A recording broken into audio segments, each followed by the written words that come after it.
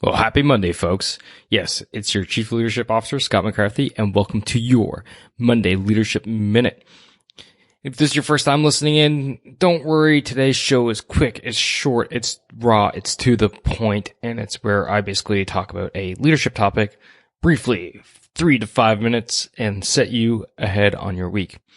Now, if you listened to last week's Leadership Minute, I talked about biases, and biases in the sense of people that you haven't necessarily worked with yet, but you're about to, and you hear the things about them. This week, I want to talk about biases again, but in a different context, and that context is in the people that you do work with. So often we always have those people that we either think highly about or we just can't stand, and we grow those biases against or for those people. So let's quickly look at those two scenarios. So let's talk about the easy one first. The one that is the bias against the person, where, you know what, they've made a number of mistakes in the past. They haven't necessarily listened to your direction. They've just not owned their mistakes, whatever. And often we get into this rut of thinking that they are just a horrible employee, a horrible member of the team, out for themselves only, etc., etc., etc. And that could be all true, but sometimes these people begin to turn the ship around. They get their act together. They push themselves to become better.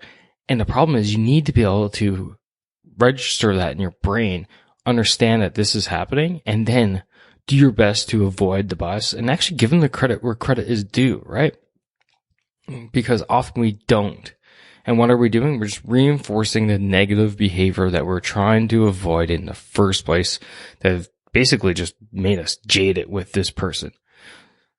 So when these people are out there and they're making themselves better, be aware of your bias against them and try to, congratulate them, expand on their wins, capitalize on their wins, so that hopefully it gets exponentially better and no longer do you have this bias against them. In fact, they become one of the A players of your team. All right. So let's look at the other side of the coin, the other side of the ship, shall we? And that is when we have an A player, the one that we always go to, the one that we always think is the cream of the crop.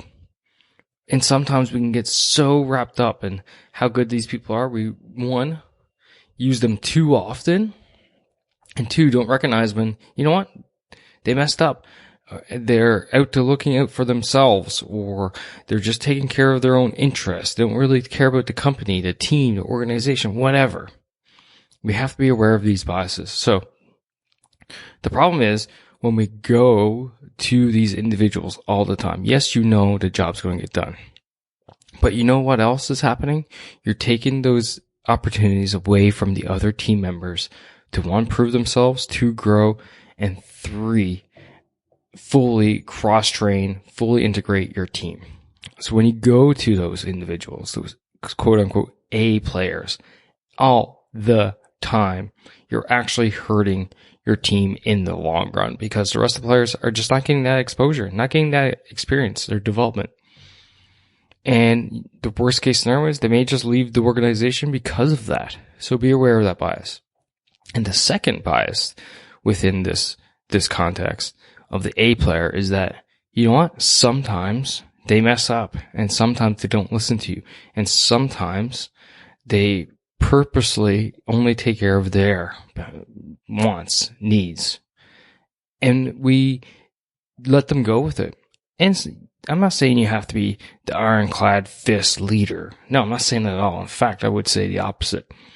But what I am saying is when it becomes a habit, when it becomes a routine, when they're doing it time and time again, then we need to be aware of that bias and actually take some disciplinary or just taking care of things, having a chat with them, figuring out how things are going and why they're currently acting the way they are.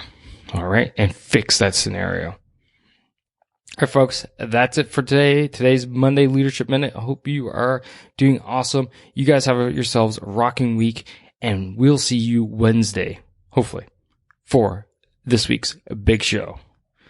All right, folks, remember as always, stop bossing and start leading. Take care now.